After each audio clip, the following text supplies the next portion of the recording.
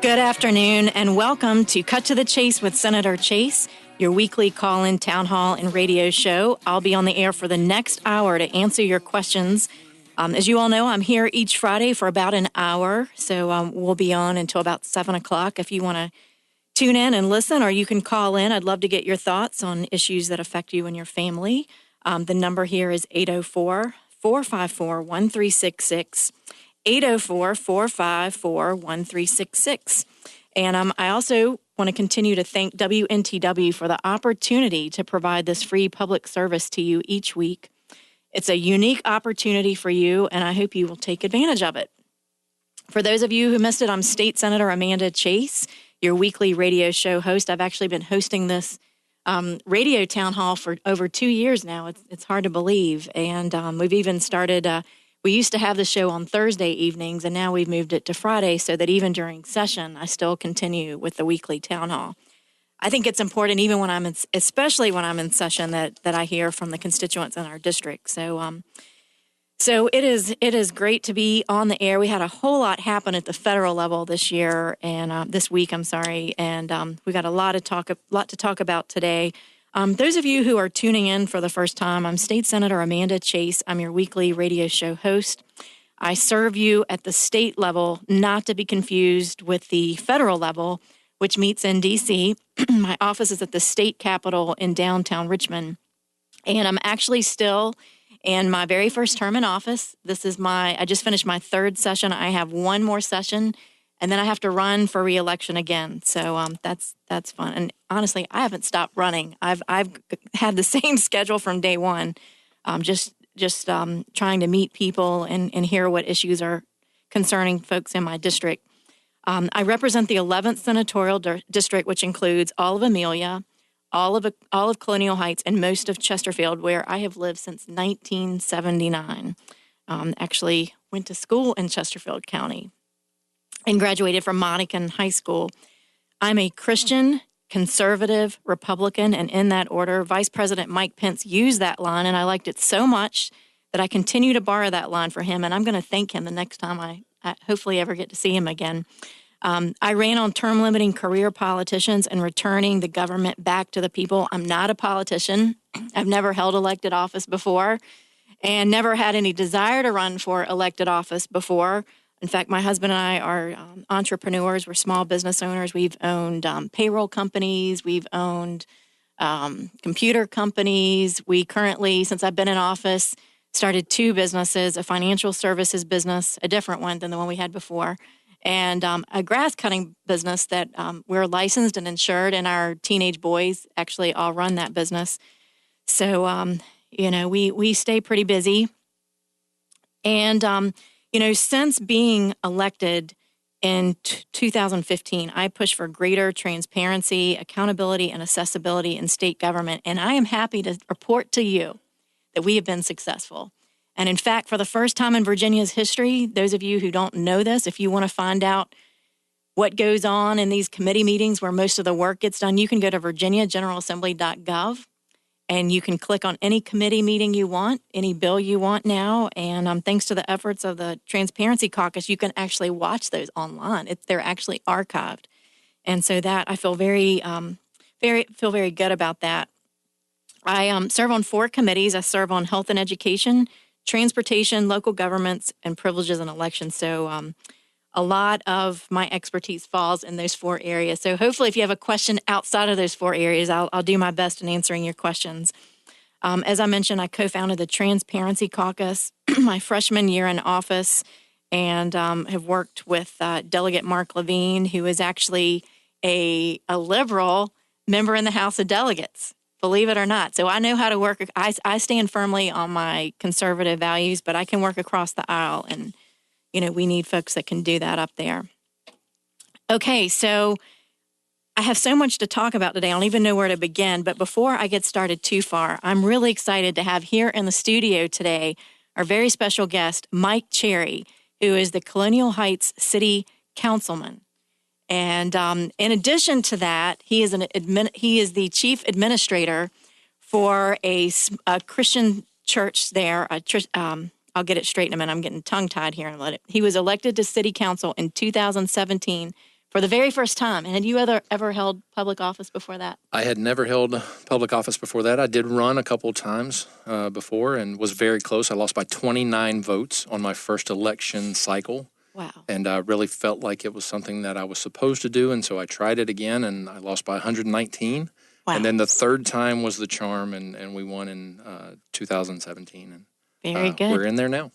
And I remember we were in Colonial Heights when we first met, and I remember because on Election Day, I'll drive to a lot of the precincts throughout our district, and Colonial Heights is part of my district as well, where I serve.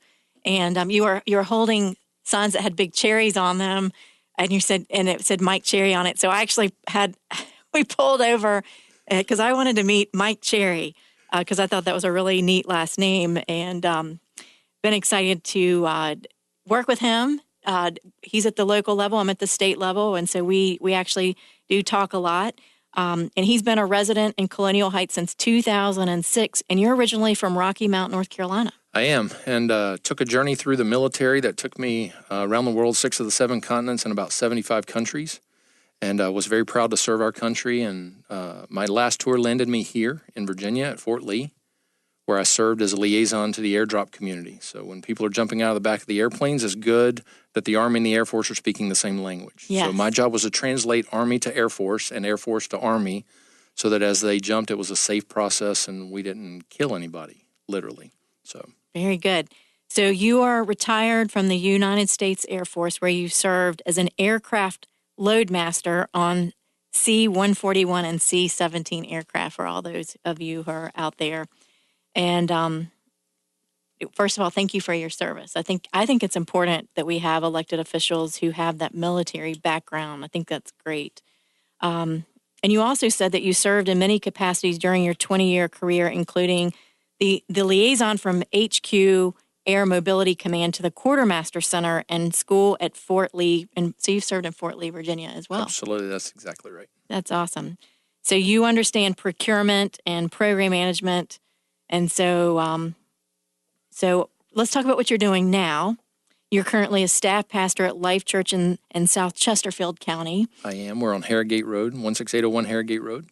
And then, as we were talking earlier, you serve as administrator at Life Christian Academy.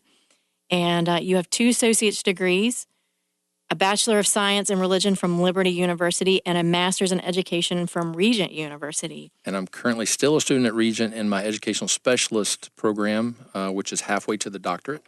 Wonderful. And I'll finish that up in May of 2019. Wow. So still in school, still a student, still trying to learn. Good for you. Very good. Hey, keep learning. Keep learning. I think I've always told people whenever we finish our first 4-year term in the Senate, I feel like we should get like some type of honorary degree. I know I've learned so much since being in office. It's just amazing all the different facets of life that you learn about, when you do serve an elected office. Well, we're glad to have you on the show today. It's my absolute pleasure. Thank you so much for the invitation. So we were at an event on Wednesday night, and we got to talking a little bit about term limits. And that's something that you and I both really feel very passionately about. We both have a desire to limit career politicians and ensure that we have citizen legislatures. A citizen legislature. See, I told you. So talk about that at the local level with City Council. Absolutely. I appreciate that. And the impetus for this is the fact that we in Virginia are what's known as a Dillon Rule state. Correct. And so as a Dillon Rule state, we do not have the latitude at the local level to institute laws or ordinances, except that we are given express permission from the state legislature to do those ordinances or acts or laws, depending upon what we're trying to enact. And so as a councilman, I approached you as my state senator to ask you to sponsor legislation to allow localities to implement term limits at the local level. So as you said, you and I have both had a passion for term limits. You have committed to your constituents and those that are around you that you are going to do 2 terms. That's it. You believe in it, and you're going to live it. And so I do, at the local level, have the same heart, the same vision, the same passion that multiple people should get involved. We should have as many people as we can. And so the idea is that I need you as my senator to give me the opportunity to enforce that at the local level or to encourage that at the local level. Where I'm not asking you to pass a bill that says we have to. I'm asking for you to pass a bill that gives us the authority to, if we can get it through at the local level. Now, let me ask you this. I'm just curious because my experience is politicians like power. I mean, the ones that I've, when you go there, you're thinking, we're actually getting ready to head to a break. But when we come back, we're going to talk about that. What do your fellow councilmen and women think about that? Are they excited about that? Have you told them that you're going to do this? So they have they're hearing first time on WNTW. All right, stay tuned. We'll be right back with Councilman Mike Cherry from Colonial Heights. We'll be right back.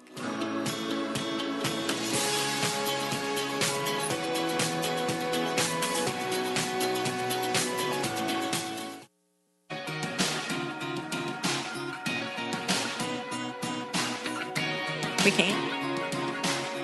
Yeah. All right. Welcome back to Cut to the Chase with Senator Chase. This is our weekly radio town hall, and I encourage you to call in. The number here is 804-454-1366, 804-454-1366. And I have Colonial Heights City Councilman Mike Cherry sitting right here with me today, and I'm sure he'd be happy to answer any of your questions that you may have. We both have just talked about term limits. I support them at the state level. He supports them at the local level. We talked about being a Dillon Rule state. Virginia is one of how many? 14. 14 states in the United States of America that are Dillon Rule states. And so a lot of times, and Colonial just had a charter change that comes actually before my local governments committee that I sit on. And so any changes that take place have to typically go through the charter. So there's so many things I want to talk about today. Today we're going to be talking about the police-worn body cams. I was actually in Colonial Heights talking with Commonwealth's attorney. Yes, Gray Collins there. And we were talking to both he and one of his top deputies there about how they're used. Colonial Heights has been using those for 5 years, 5+ years. Chesterfield is pretty new to this, and we've had some issues.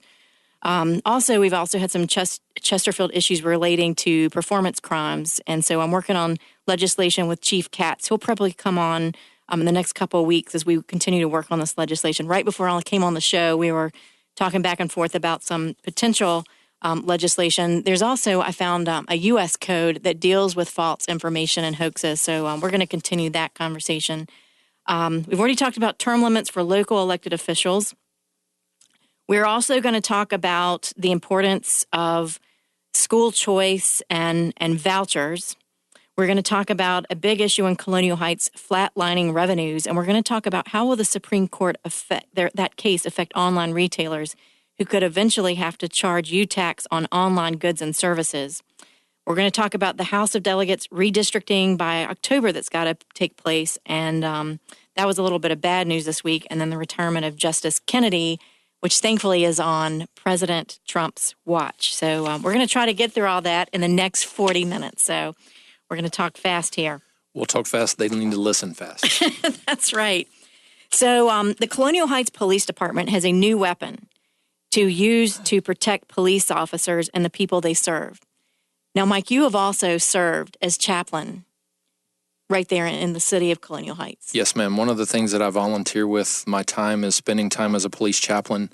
So I'm certified with the weapons. I get to carry a gun. They gave me a bulletproof vest, and I go on ride-alongs, and I get to hang out with the officers and to encourage them and to be there with them. I do death notifications if there's an unattended death and that kind of thing. So it's a great opportunity to serve them and to be a part of them. And in discussion with the body cams, it's something that Colonial Heights saw the need to adopt early. And Chief Ferris has done an incredible job down there with trying to stay on the leading edge of technology, trying to stay on the leading edge of everything that we can do to protect our officers and the citizens. And so in this case, I'm in a unique position because as a legislator, I see the citizen side of it, and as a chaplain, I see the police side of it. And there have been several instances of people making false claims against officers that there was either bias or they gotten out of line or they'd gone too far in certain circumstances.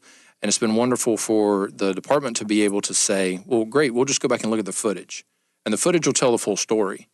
And it's funny how the story has changed from the complainant when they realize that there's video evidence of everything that happened, everything the officer said, their demeanor, their tone, everything that was there is all captured, and it's voice and video. And so you can go back and you can see those, and there's no way to say, well, they did this or they did that, because the video shows it all.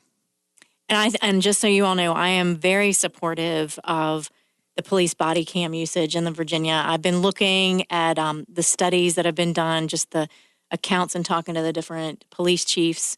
And I totally support this. And I know that Chesterfield was kind of in a conundrum, if you will, because there was a mandate that was put in by Senator Tommy Normant that would require the 1-to-10 ratio. There was actually language in the budget that would create basically an unfunded mandate to the localities. And so we've worked together behind the scenes and better understand the issue. And I actually spoke to the media this week. I think there was an article in the Village News this week where I do think it's an issue that needs to be studied. I mean, I absolutely feel like that anytime you take on a project that you need to, I mean, the state at this point, there is no law that really is addressing any issue regarding to body cams. It doesn't require it, doesn't deny it. It really says nothing about it. We've had legislation that legislators have had tried to put forth, but none of it has ever passed. And so it's really been a locality issue. And the concern was that, especially in Chesterfield, they had adopted the body cams, and there was an issue of on the back end, who was going to pay for that. And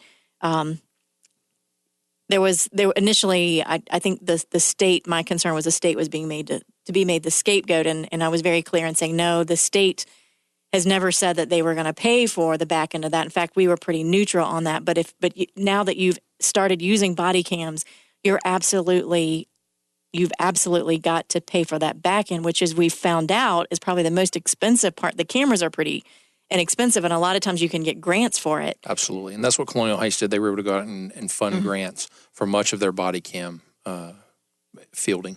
Exactly. So anyway, they're going to go back and take a look at this for the year and work with the stakeholders. I think it's a good move, and the mandate is not in effect. Did you want to? I was going to say, well, number one, thanks for not sending down unfunded mandates to the localities, because we see enough of those. Number two, I'll tell you from the experience in Colonial Heights with having the body cams for as long as we have, the review of the video and the FOIA request have become so cumbersome that we've had to hire a part-time staff member to be able to whittle through all of the FOIA requests coming in, because if a citizen has an interaction and they feel like there was a wrong, they can file it to see the video. And so we have to produce that as part of the Freedom of Information Act. And so we've had to hire, out of our limited budget as it is, to fund that position to, as you say, do the backside of it, which is making sure that it's cataloged, that's properly done, and that it's searchable, that we can give it to the citizens in terms of the FOIA requests that come down through the line. So we see that. But thank you for not giving us another unfunded mandate. We appreciate that. You're welcome. You're welcome. Initially, I was supportive. I have to be honest, because I'm thinking, as a locality, how could you not calculate that on the back end as it being a cost? And I'll be honest, I was a little irritated that people, at least in our area, that, the Board of Supervisors was, in my opinion, trying to make the state the scapegoat. Right. Now that I've done my research, I think, we looking back, we've underfunded the Commonwealth's Attorney's Office. Absolutely. For over a decade. I mean, when you start digging through and peeling back the layers of the onion, and I was like, what's going on here? And I think the counties and the cities were kind of making up for that. But whenever you add body cams, and then you add, I know I don't know if Colonial Heights, y'all actually prosecute some misdemeanors. We do. I remember that now. But by state law, you're actually only required to do felonies. Now, I support what you all are doing, the added level of customer service, because I think it increases and helps to have good public safety. Yeah. But it's not required by state law. So the compensation board in their formula, when they're figuring out how many staff people you need to review this video, they're just looking at, or they're not even taking that into account in their formula. So absolutely, we're going to study that. So we'll come back to that another time. We're also going to talk about a little bit about performance crimes. And I was going to ask you, we had that issue in Chesterfield County where we had several witnesses in the parking lot of a Chesterfield Walmart. And do you all have anything like that? Have you ever had anything like that in Colonial Heights? Not to my knowledge. It's not anything that jumps to the top. I know that was one that was sensationalized because of how quickly it went viral. The idea that there was a premise that a citizen had been abducted by 3 men and thrown in the back of a car, and the video was very compelling, and I was watching it and got a little sick to my stomach because I'm like, oh my gosh, here's a lady and she's having to deal with this.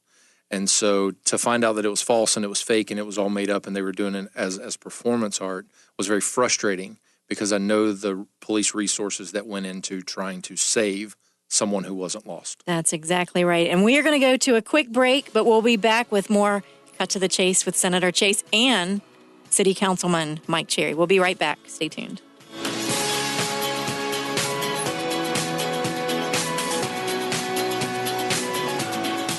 Lately, I've been losing sleep. Well, if you're losing sleep right now, I encourage you. There are some good things out there. I know I was talking to a good friend of mine who actually retired from elected office, and he's in retirement now.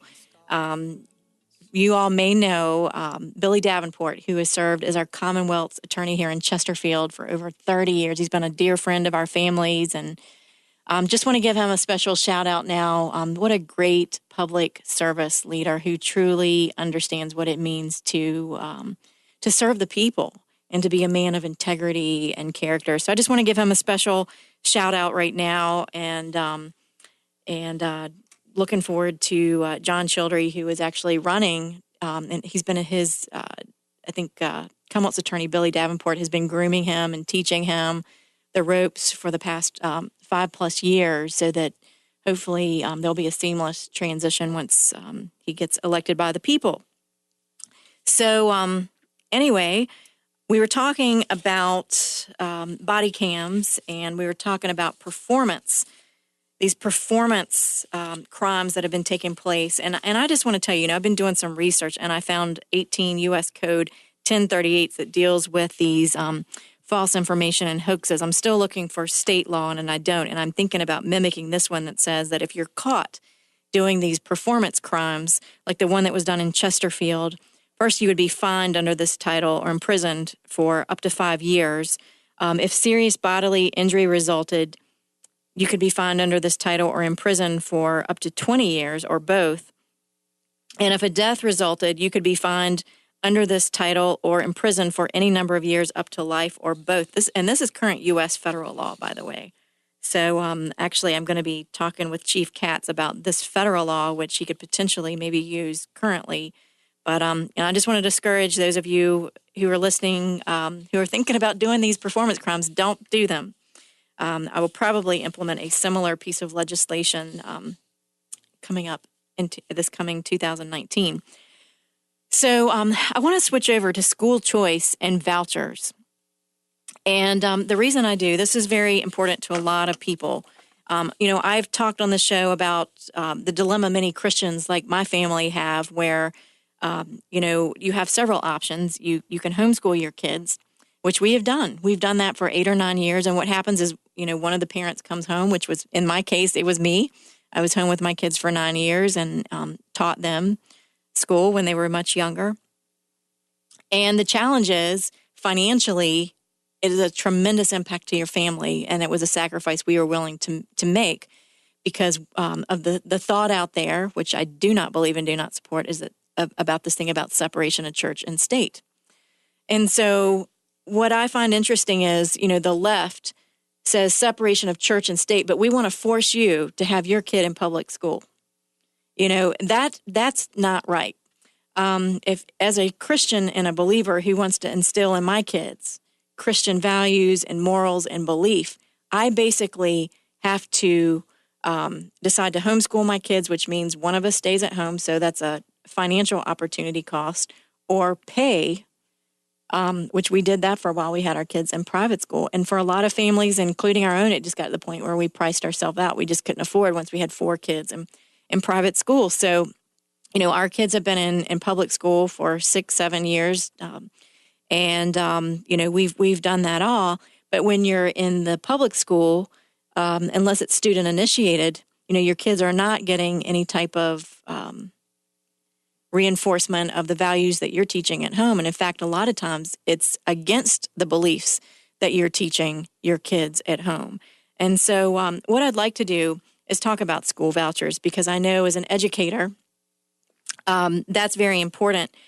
Indiana lawmakers originally promoted the state's school voucher program as a way to make good on America's promise on equal opportunity, offering children from poor and lower middle class families an escape from failing public schools. And believe me, there are. And I have always said that that a child's education should never be determined by their zip code. Absolutely. And I'll echo that. And I think it's incredible that you brought Indiana as your state that you looked at, because that's one that's near and dear to our heart at our school, because my boss, my lead superintendent, Scott Tischler, is from Indiana, and he went to a small private Christian school and was there as vouchers were being implemented, and that school has now blown up and is giving more kids an opportunity to have that Christian faith and to have that because of the voucher system. And Indiana's done a really great job with that because, as you indicated, it's somewhat driven by income, that there are certain parameters that you have to apply. It's not just an across-the-board, everybody can have the voucher. There's an application process that they go through, and I think they really got it right in terms of trying to meet the mandates of the federal government to the states that says we have to educate these kids. Mm-hmm. And it started with the No Child Left Behind Act that President Bush gave us, and now we're into the ESSA, or the Every Student Succeeds Act. And so they give these mandates down, and I think the public education system has become bloated on many different senses, and people who argue that taking money out of the public school system is going to be a detriment to it need to look to a state like Indiana, where the public schools have gotten better because they have to compete for the dollars. And so because the students can choose whether they want to go there or not, they have to get more efficient. They have to get better. They have to cut their overhead, so to speak, and focus on the education of the student as opposed to the administration and those kinds of things. And you said something really profound, and that's the fact that as Christians, we want something that's mirroring our values. And you can't send someone into a different environment that believes completely different for you for 8 hours a day, and you come home in the afternoon, evening from your work schedule, and it's 6 o'clock or it's 7 o'clock, and you may get to spend an hour, hour and a half with your child, your student. Can you really overcome the 8 hours that they spent being indoctrinated into something that you don't believe in, that's actually counter to what you say? Stay tuned. We'll be right back with more Cut to the Chase with Senator Chase and Mike Cherry, Councilman in Colonial Heights. Thank you.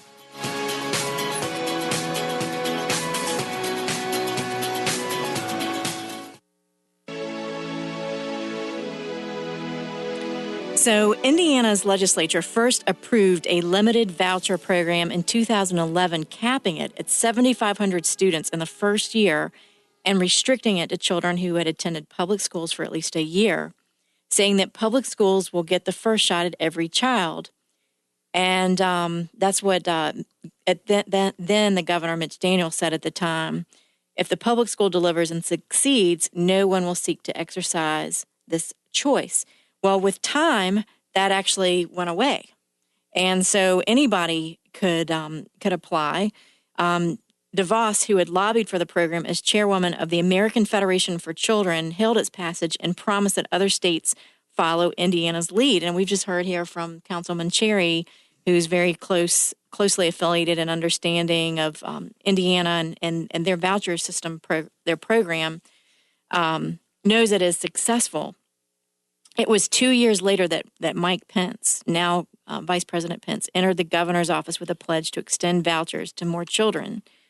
And so he said, there's nothing that ails our schools that can't be fixed by giving parents more choices and teachers more freedom to teach.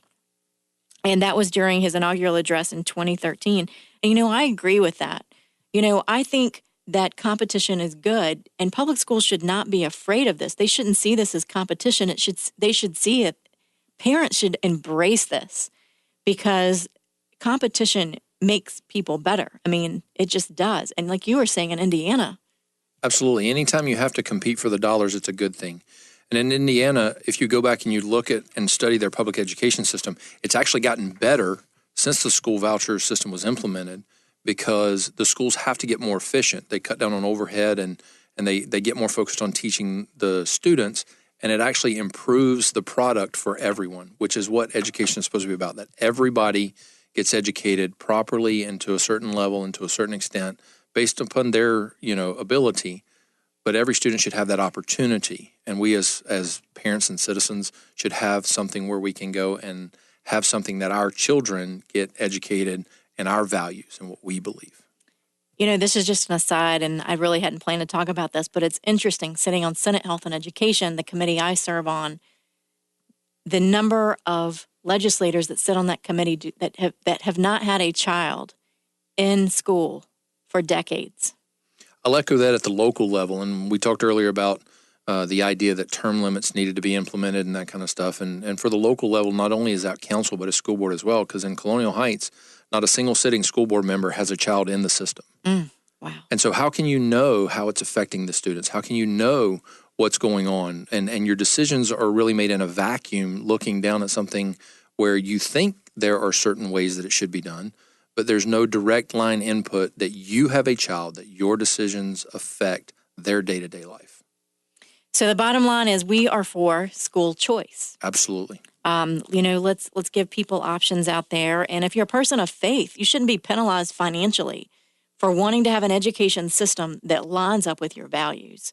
So I echo that. The next thing I wanted to talk about, it's been in the news recently. I know if you all saw a closely divided Supreme Court upended the nation's internet marketplace Thursday, ruling that states can now collect sales taxes from online retailers. And, I get this message from Senator Normant, who is our majority leader and super good guy and everything, but we differ on this particular topic because I'm thinking this is a bad thing that we're going to be able to tax those of us who use the internet. I use the internet. I don't have a lot of time to go shopping, and so I have to order everything online.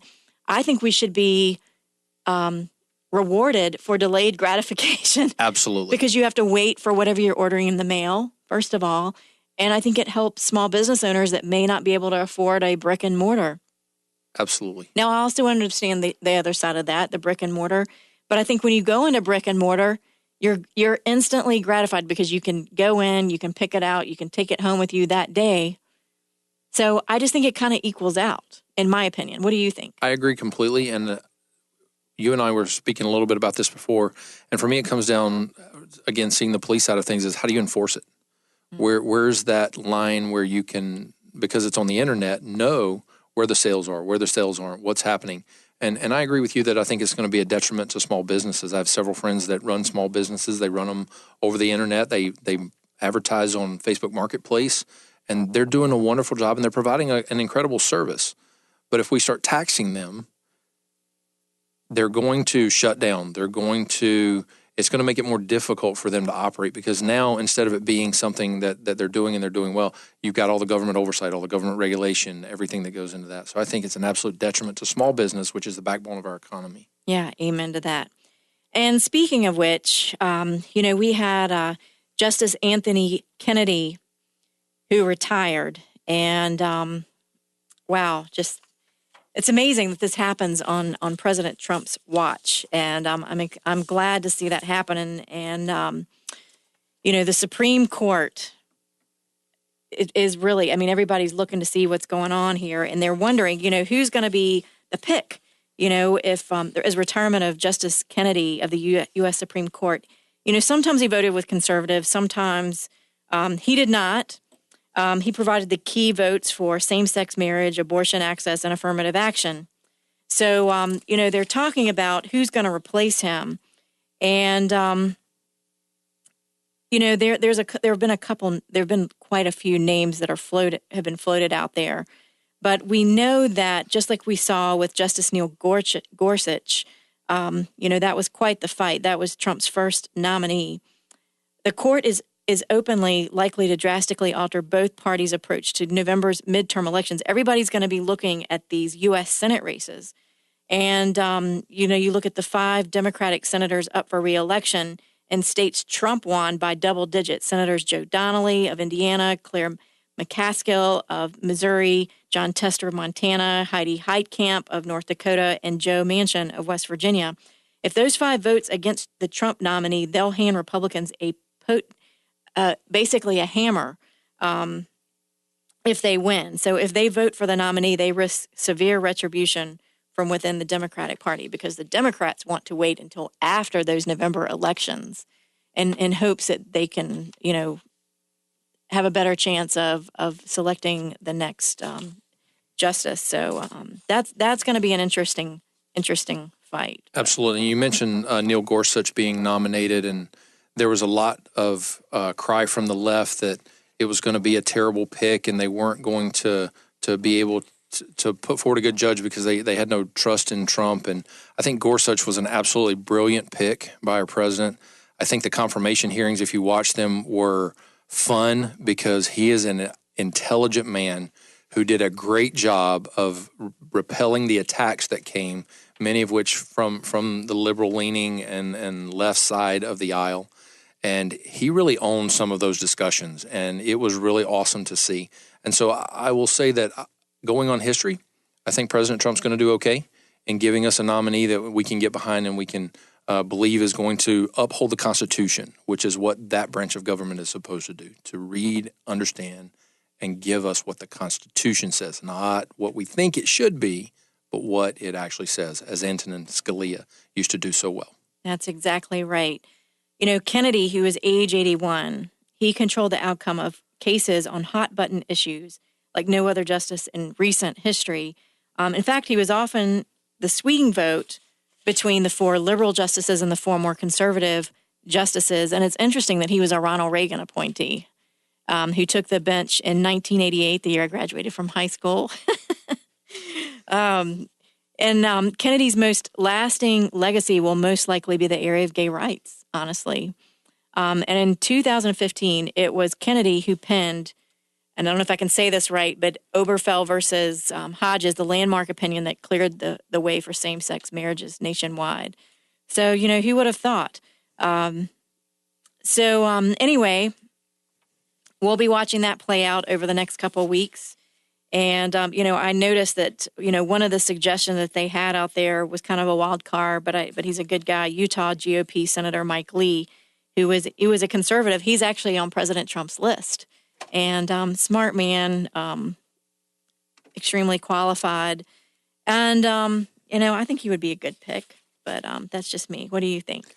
To be honest with you, don't have a dog in the race. I think everyone that was on Trump's original list from which he ended up selecting Gorsuch, I think those names have been thoroughly vetted. I think, especially from the left side, they've been trying to find something, if they could, in those lawyers' past that would preclude them based on either some cases that they've decided or whatever. And so I don't necessarily have a favorite. I, again, come back to the track record of Gorsuch and the pick that was there, and I think President Trump's going to do a good job.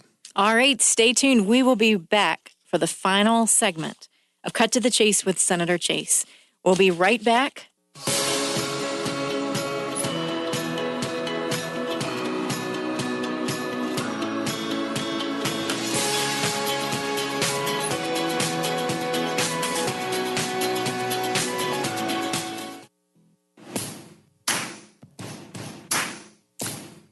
Well, welcome back to the final segment of Cut to the Chase with Senator Chase. We're not going to take any more calls at this point, but you save those for next week because we'll be back next Friday from 6 to 7 p.m. on AM 820 AM, FM 97.7 FM. And I think you want to give a shout out to a couple people, didn't you? I did. Thank you so much, number one, for having me today. It's been an absolute pleasure and a joy to spend time with you once again. You're such a wonderful friend, and I thank you for everything you've given me in support on council and that kind of stuff. But I did want to say hey to my wife, Teresa, 27 years we celebrated a couple weeks ago. Congratulations. And so it's always a pleasure to be with her, and she's such a wonderful and beautiful person. And so I love her to death and wanted to say hey, as well as my daughter, Madison. And I doubt Jonathan, my son's He's in New Mexico, stationed with the Air Force. But so thankful for the opportunity today. Thank you. Well, we greatly appreciate you coming on today. It's a sacrifice of time. I don't get paid. You don't get paid. We do this because we're public servants, and we feel like that, we want you all to know what's going on with your government. Like we really want to be transparent and accessible. The final thing I really want to talk about, because we've only got about 3 more minutes, Did you see the article where they're talking about the federal judges in Virginia? They've concluded that 11 state legislative districts were drawn in a way that discriminates against African Americans and must be redesigned by the end of October.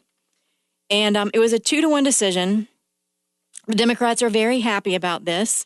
It was drawn after the 2010 census to give the 11 House of Delegates districts a voting population that was at least 55% Black. What I found very interesting about this is that we use the Federal Voting Rights Act of 1965 whenever these lines are drawn. And so it's interesting that at the time that these lines were drawn, the Black Caucus was actually in support of the lines that were drawn. And so here we are. This was 2010. We're in 2017? Yep. I just find the timing. We are in 2018. Time flies when you're having fun. It really does. Just the timing of this, I think is very suspicious is the word that I'm going to use. The Democrats lost back in November, and we still have the majority, but not by much. And so, I hope there's not a whole lot of shifting and trying to figure out a way to change the legislature. It's going to be appealed. I can tell you all that. I mean, I know that the Republicans announced they plan to appeal the Supreme Court decision. And I'm going to read a statement by our Virginia House Speaker, Kurt Cox, who I've seen quite a bit this week. He said it would be premature to even consider any action by the General Assembly until the Supreme Court speaks on these districts.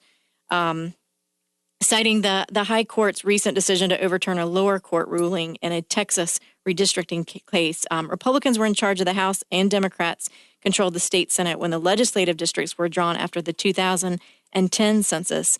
And under a deal hashed out between the two chambers, the GOP was able to draw the House lines, and the Democrats drew them for the Senate. And Republicans saw their majority in the House swell, and they, at one point, up until the last election, had 66 seats to the Democrats, 34 until November. And now they're barely hanging on with 51-49. So I don't know. I don't know about you, but I think you all agree with me. That sounds a little interesting, a little suspicious there. So politically, this puts the House of Delegates completely up in the air, says Brian Cannon, who is executive director of One Virginia 2021, a group that advocates for nonpartisan redistricting. I know Brian Cannon, and we're actually friends. I actually was one of the chief co-patrons for a redistricting bill that would take the politics out of drawing those legislative lines. But I've really pushed for a transparent process, and one that it does not include an independent commission, which is basically a bunch of bureaucrats that are appointed. In other words, elected officials are relegating their ability to draw these lines to someone else. I just think we need to give stricter guidelines to those that are drawing the lines, the elected officials, which you, by the way, put in office. I trust the people more than I do the bureaucrats. Agree. All right. Well, we've come to the end of the final wrap-up. We will be back next Friday from 6 to 7 p.m. with Cut to the Chase with Senator Chase. I hope you all have a fabulous 4th of July.